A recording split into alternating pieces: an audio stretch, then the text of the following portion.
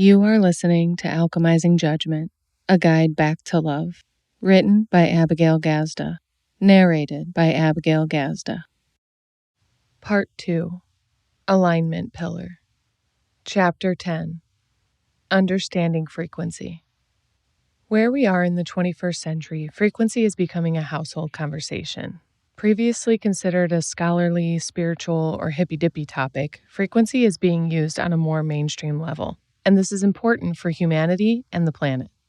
The concept and comprehension of frequency has been around for centuries, but in the information age, a time widely known as the Great Awakening, people are becoming more apt to pay attention to what it actually means. In general, frequency is a measurement of how rapidly the molecules of something are vibrating, and consequently, how they take form on this plane. Everything is frequency made up of a collection of molecules and atoms that are vibrating and regenerating at a higher or lower rate. Some vibrate slower, therefore they make up more dense materials in this field. They take shape as inanimate physical objects that we see, touch, taste, smell, feel, and use. Some are faster and less dense, and they constitute a human body, animal, or other living objects that grow and reproduce. Some are even less dense, and they formulate water, air, light, and more. Some are so light and rapid that they cannot be detected by the human senses. For frequencies higher than the physical senses, you must rely on your intangible senses, mental, emotional, and spiritual. Examples of these are the concepts of love, time, currency, intuition, and possibility. You have to be able to use your energetic senses as signal receptors the same way that you might feel around in a dark room as to not trip over the coffee table. It is in its theoretical nature where the concept of frequency has previously gotten lost in translation for the mainstream folks. People who require seeing to believe will be limited in what they have access to when creating their life to be an abundant one. We can intellectually acknowledge that just because we cannot physically see, handle, or manipulate something doesn't mean it isn't real. We can say that and feel confident about accepting abstract concepts. However, when it comes to applying that to our lives, we default to what we know. Combined with the fact that we didn't attend Hogwarts, we feel powerless in using the magic of frequency to manifest miracles in our lives. Or at least that is how many of us relate to it. The understanding and skills of frequency were not taught and nurtured in the educational system. And as I mentioned in the last pillar, we judge what we don't understand. The power available in comprehension of frequencies has been grossly underutilized, simply because of a lack of understanding and a desire for control. Everyone operating from their own inner authority is threatening to anyone trying to maintain a sense of authority. This seems dangerous to the constructs of society, but consider that those constructs are not for the highest good of all. Since we have been limited in our education, the interest in and mastery of frequency has been scoffed at as silly, pretend, witchcraft, or magic. As a result, it is also seen as an unreliable, unpredictable, and irresponsible method of operation for sustainable and duplicatable success. This is not because it is fake or useless. It is because it is powerful beyond measure or control. You may have noticed the overall intelligence and communication of humanity rising in this information age.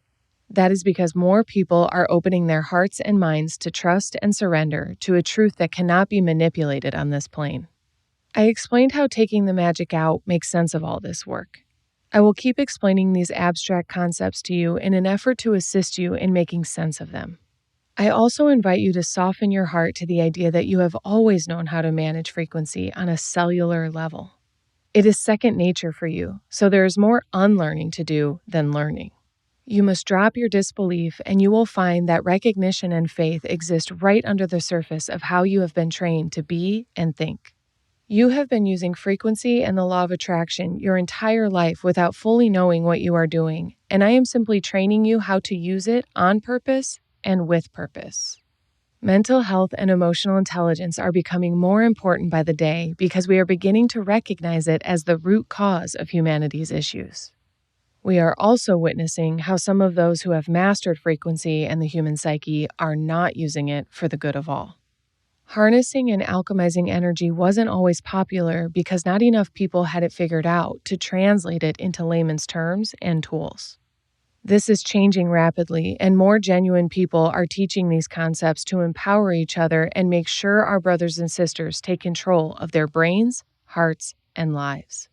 The frequency of humanity will continue to rise as more of us awaken to our potential as energetic beings having a human experience. No one has authority over you. You have authority over no one. When we diminish any separateness, our potential will become limitless. When we come together at the frequency of love, we will be operating in harmonic unison of service and devotion, and that will be the highest frequency we can attain.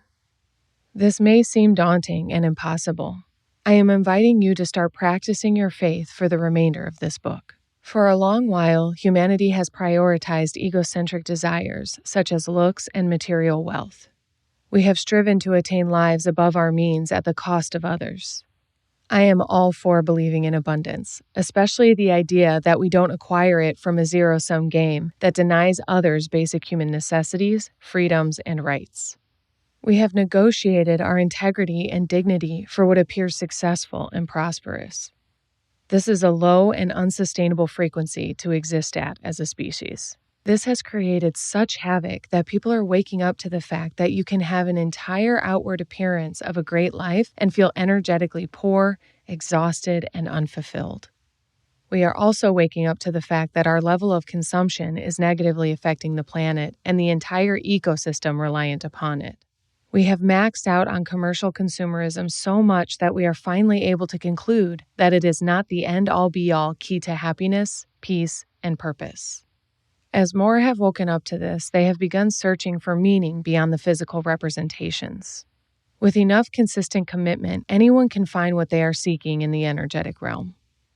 The best part of this is that we don't have to go searching far to find exactly what we are seeking. Do you know where you have access to the energetic realms? From within. That's right, my friend. What will make you the most deeply satisfied on a soul level is honoring your soul. Like, duh. We know this. We just haven't been taught how to prioritize or apply this awareness. In this alignment pillar, I am asking you to loosen your grip on the material realm and open up to the idea that your happiness lies beyond the physical boundaries of this world. If happiness is a feeling, then it will require a different means of acquisition than something physical. Newsflash: happiness is a frequency. Much like you might need a step stool to get something off the top shelf, you need to elevate to a higher frequency to experience the higher orders of emotion and intellect. To reach those top shelf frequencies, your step stool is honoring your soul, which entails tuning into your own authentic frequency. I will teach you how to do that. Over the years, this is why therapy, recovery, support, ministry, meditation, coaching, mentorship, and many other forms of self-growth have become more popular. School did not teach mental health, emotional intelligence, or spiritual connection, and so those who have figured it out have taken on teaching it outside of the constructs of institutionalized education. This wave has caught momentum over the decades and won't be stopped from turning the tides of humanity from competition to collaboration. The highest vibration is love. That is why I explain how the source of any and all is love, and why the goal is to guide you back to it. If you can access the highest frequency, you can basically upcycle anything to a higher frequency and alchemize lower order manifestations. This is valuable for the same reason it is not great to be a hoarder. If you never clean your space, you will be bogged down by an overwhelming number of things. Much of it will get forgotten and likely rot, deteriorate, expire, and spoil. This causes problems when wanting to live at a higher frequency because your space is so densely packed with things that no longer serve you and now limit you. To cleanse and alchemize is to release and make space for new. What awaits you is higher frequency, blessings, and prosperity. As you have read in the integrity pillar, there must be awareness, acceptance, and release in the process of transformation for lasting change to take root. We must till the soil of our hearts for it to be fertile for new seed and growth. In reference to our judgment tree, pruning trims the old off and leaves you feeling fresh and strong, similar to how a fresh haircut makes you feel like a new human. Cut off the dead ends. Trim the fat. Out with the old, my friend. I can say it about 1,000 different ways, but the contents of this book will do nothing for you if you are not applying them to your life. This book will not change your life. These words will guide you to change your life. So let's start talking about strategy. I'd like to teach you how you can change your frequency and therefore your life. This book is a guide back to love, so I will give you even more guidance details in this alignment pillar. This is a fascinating pillar because, as mentioned early in the book, alignment is where integrity and faith collide. If love is the source of all, faith is the spigot, alignment is the hose, and integrity is whatever is being watered with love. This pillar is a conduit for faith and love to manifest in this world. Your job is to be in alignment as often as possible and get back into alignment quickly and swiftly. Your level of transformation will shift you from baby giraffe stumbling and learning to walk to cheetah sprinting with grace and agility. I will give you everything I know to support your consistent alignment, and you will begin to see things manifesting at that astonishing cheetah speed. The chapters of this pillar are written to lift you higher than this realm of physical reality into the energetic realm where love resides. Intentions of this pillar are to open doors, shine light, facilitate flow, and stir energy so that you feel guided directly back to love. When it comes down to a conversation of frequency, this pillar is about learning how to raise and maintain it. The themes of this pillar are the elevation and activation of your soul self. I will guide you to soul resonance so that you may collude with your internal guidance system. The purpose of the information and instruction in this section is to teach you to co-create with God and the universe as the energetic being that you are. You came to this planet with a divine purpose. You chose to come here. Remember, you saw the docket and agreed to this journey. Agreeing to be in alignment is stepping into a river of abundance and letting it take you downstream effortlessly. In my times of resistance and questioning my path, I have heard God say, "Relax, child, for you cannot possibly imagine what I have planned for you." I would get a very clear sense that it was not only for the highest good of all, but also leading me to a far better life than I could have ever planned for. God has in store for us levels of abundance that we could never force our hand at creating. As the divine masculine energy, God is a provider. If we will only follow His will and surrender the visions of our ego, we will not only be led to our greatest life, getting there will be absolutely effortless. However, the effort you will exercise as a human will be in the surrendering to follow and receive. We have not learned these skills, and they will feel new and scary. I will provide all of the guidance I have available to you for you to practice the art of surrender and flow. This is your invitation to step into the stream of infinite consciousness. Everything you need is there and available directly to you. This is relaxing into the frequency of love. In order to relax into the highest frequency, you must stop tuning into frequencies that are not your own. This includes those of others, things, circumstances, your ego, and lower order emotions.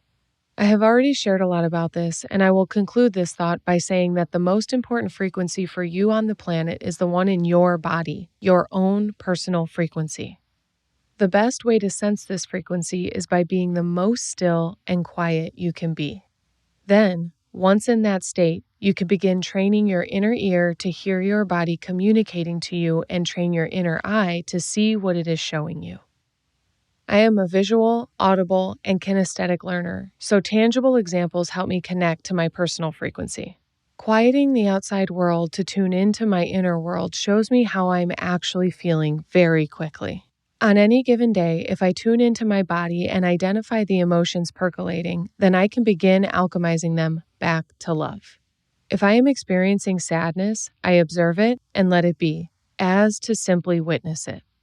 When I witness it, without a desire to fix or change it, I can detect its cause and simply be with the pain. Allowing the pain will also allow it to pass through without much turmoil. To describe this in another way, there is the emotion of sadness, and then there is our reaction to the emotion of sadness. This is like the pain of having a sliver in your finger and the compounded reaction to the pain. To effectively move through any emotion, it is best to practice not having the second reaction. This may come as a shock to some, but the second reaction is optional. Not reacting to pain and pleasure is an age-old practice of the Buddhists and their key to transcending suffering. Feel it, allow it, let it be, and let it go. If you can master this, you will experience a great sense of freedom and relief. Allowing thoughts, feelings, and emotions to be fully present will naturally alchemize them because you are no longer judging or resisting them. When you allow an emotion to surface and actually watch it like a student, you can learn from it. You can hear what it is communicating, honor it, and if necessary, follow through with the communication. When we become willing to feel our feelings, we are able to move through them in new ways. Remember, what you resist persists. Our inability to be with our pain, suffering, dark thoughts, and judgments is what keeps them around, screaming for attention. To transmute a persistent or nagging energy pang, focus on it. Allow it to be around. Give it your attention. It is communicating a need that you have been ignoring. To receive the communication will transmute its need to be seen, felt, and heard. My favorite example of this is anger. Anger is a signal from our body that serves as a survival mechanism. When anger is present, there is also a threat being perceived by the body. The key word here being perceived. Anger is a judgment of things being unjust, unfair, hurtful, inconsiderate, and more. Anger signals a need to protect, attack, lash out, fight, resist, and more. Without an ability to observe our anger, we are simply being run by it. With our willingness to observe our anger, we may witness, accept, and transmute it into something more powerful. This turns us into something more powerful. It transmutes us into someone more powerful. Reflecting back to our conversation about impact, this turns us into a radiant being that vibrates at a consistently high frequency, acting as a beacon for others seeking the light. This is a great segue into explaining the ability to read the energy of others. I was just sharing about tuning into your own frequency by going inward. I want to normalize for you exactly how good you are at reading energy so you can use the skill you already have. When you walk into a room, you can pick up on the energy right away. When you walk up on a grumpy gills, you can sense their ho-hum attitude immediately. When you meet someone clean and clear, they shine like a penny. You can sense frequency easily. You have this skill, so it would behoove you to use this more intentionally. For starters, it is time for you to be tuning into your own energy more frequently. For this, I suggest meditation, mirror work, and journaling. These are 3 mediums that involve you just being with you.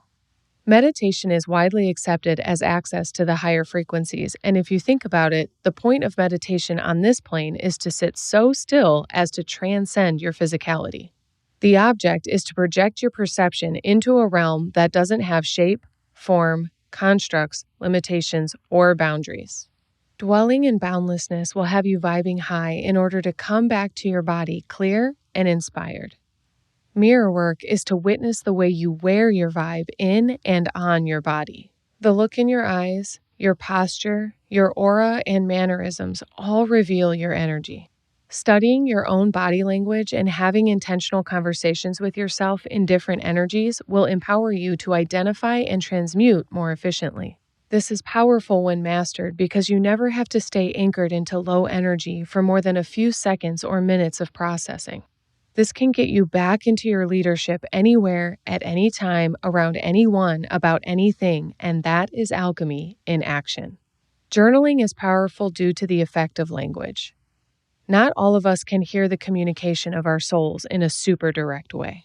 I often guide clients through meditations to receive messages from their soul, spirit guides, guardian angels, ancestors, and past loved ones. I smile lovingly when we both have our eyes closed and I instruct them to listen, and they inform me in a disappointed fashion, "I can't hear anything." I know that this is a matter of alignment, and that is perfectly fine. Journaling is a powerful tool to strengthen the muscle of hearing from within. Our soul, hand, and pen will conspire without the interference of our brain if we let the ink just glide across the paper without much thought.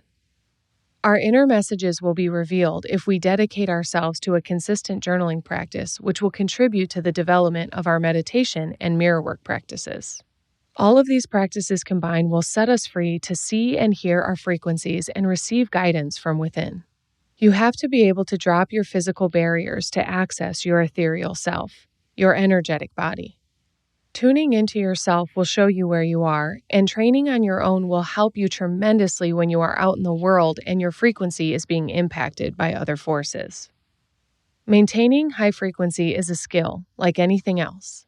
It takes awareness, commitment, and practice. You can and will become good at it, and being able to hang out at a high vibe will attract all the goodness you could ever imagine. Maintaining high frequency is also about alchemizing low frequency when you encounter it. I will teach you the mechanics of alchemizing energies later in this pillar, so buckle up, baby. On a personal level, this is about observing your internal state with the tools I just shared. Out in the world with others, this is about being able to hold space for their frequency without letting it attach to you in such a way that it acts like an anchor to your soul. Instead, you will be empowered to lift others up by helping them be with, process, and transmute their energy to higher frequencies. This is the work of an alchemist. This work is absolute magic, and I am excited for you to get to experience it from your new levels of awareness. You are an alchemist, my love. Own it. Love it. Be it. In this pillar, I plan to teach you exactly how to do that. Thank you for listening to this reading of Alchemizing Judgment. If you enjoyed this reading, please like this video and comment a review below. I also invite you to subscribe to my channel, Abigail Rose Gazda. To read and listen to more of my books, visit abigailgazda.com/books. Thanks for tuning in.